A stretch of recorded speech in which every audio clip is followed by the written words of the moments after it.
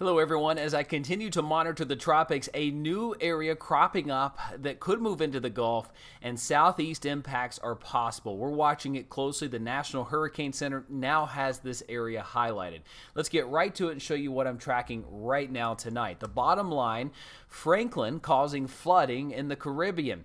Yet the Dominican Republic has had days of rainfall from this system, and finally they'll see some relief tomorrow as this pulls to the north. Franklin becomes a strong Category 2 hurricane moving between the Outer Banks and Bermuda. A cold front, should it arrive on time, should protect the East Coast from Franklin, but another Gulf system possible, and that same cold front that's protecting us from Franklin could usher another system into the United States. So tracking the tropics right now, we've got several areas to watch in the Atlantic. Several are likely to become named systems. However, they do not look to become threats to the United States. When you look closer to home, it's all about Franklin, and it's all about this Gulf system possible next week. I've been showing you this highlighted area throughout the day today based on what I was seeing in the computer models. The National Hurricane Center added that with their 8 p.m. update. They too are watching this, and it's nothing to really sound the alarm bells at right now, but it's something if you have interest along the coast, have family along the coast, you should pay attention to in the coming days, because some of the models do show this becoming a strong Gulf system moving north, whether it be a tropical storm or a hurricane. I've been highlighting this area since June. This is an area we do not want to see development, especially right in here. This is the area that has high-octane jet fuel, and it basically is a breeding ground for tropical systems to become very strong very quickly. The heat energy in the ocean right now in this area is off the charts. Let's look closely at Franklin, because that system is the first one we need to watch and iron out, because it could have impacts on what happens in the Gulf.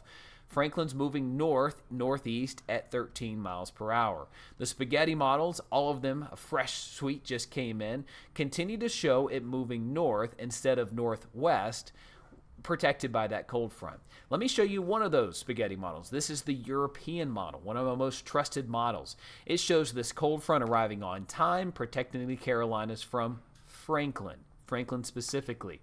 But that same cold front has a west to northeast wind with it out in front of it. That is the way winds behave and steering currents behave out in front of fronts. So that same front that protects us from Franklin pulls it out to sea, could usher whatever this is in the Gulf of Mexico toward Florida. That would be about this time next week. We would be watching it very closely Tuesday night into Wednesday. That cold front becomes overwhelmed by a more powerful system, likely becomes stationary. And that front, I've seen it time and time again, where that front lies becomes the train tracks for the heaviest rainfall, and maybe even the track of where this possible tropical system would head. Again, this is what the models are showing right now. They could trend one way or the other, but most of our computer models are showing this, and the average of them all shows something as well. So we need to watch it closely. It shows possible impacts coming toward the Carolinas next Wednesday, Thursday. Possibly some very heavy rainfall, possibly some strong winds. Let me show you why we need to pay careful attention to this. This is our wind speed forecast, same model, the European. It shows a very strong Category 2 hurricane, Franklin, moving toward Bermuda. It shows here a compact, smaller system, but a feisty system moving over West Cuba into a very, very hot area of the Gulf of Mexico. This could lead to some intensification where it too could become a strong tropical system. In this case, the European showing a strong hurricane moving toward the north. This would be Tuesday night into Wednesday. Again, my philosophy when forecasting is to be transparent. I will tell you when it's time to be concerned. I'm not going to keep anything from you, but I do have to responsibly tell you we don't need to be worried about this just yet. We need to be tuned into it. My goal is to prepare you, not to scare you. And I'm certainly not going to hype any storms. I'm just going to let you know what's happening and what I'm seeing in the data. I'm not going to sugarcoat it for you, and I am going to tell you when it is time to be concerned. You can count on that. So here is the European model looking a different way. You're looking at brighter colors would indicate tropical activity. Here is a bright color here. This is spin in the atmosphere. This would be Franklin. This lighter color here is the makings of whatever tropical system's trying to form. Again, this is the European, different way. Got two systems here. This would be going into Tuesday of next week, Wednesday, Thursday of next week, moving toward Georgia and the Carolinas, and then moving on its way next Thursday, Friday. It would have kind of a lull after that.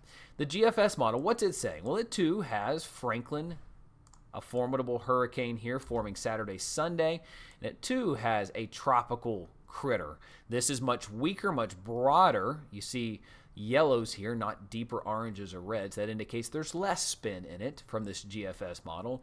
But the key here is both models show something, okay? We need to watch it closely. We're watching this wave out in the Atlantic. Of course, I'm watching all of the Atlantic, and this one's moving west-northwest, but should start curving away fast enough that even if this gets a name, which it likely will, it will not be a threat to the United States. And we are ticking off some names. I told you early last week I expect us to blow through some names in 10 days. We made it through Emily, Franklin, Gert, and Harold. We're likely to add Idalia and Jose, maybe even Katia, in the next week, okay? The next week we could have that. We're still dealing with Franklin. It will likely become our first Category 2 hurricane of the season. So simply put, we need to watch all of this activity closely. And you know, as we get deeper into hurricane season, I'm going to keep you posted. If you have not already, please subscribe to my channel right now. Wherever you're watching from, my commitment to you is to give you a no-nonsense forecast, let you know what you need to know, the nuts and bolts of it, when, what, and how it's going to be impacting you. I will not hype a storm, but I will shoot you straight. We need to watch this. The models are showing a strong system as possible. I hope that changes. And the same thing goes for wintry storms. If you're following me for winter storms, winter forecasting, you're here for the right spot as well. I'm going to keep you posted when it comes to anything wintry that may form across the East Coast. The big ones, the small ones, we all like to see a little bit of snow, right? We just don't want the ice that usually comes along with it. So, again, I'll keep you posted, folks. We'll have another update tomorrow.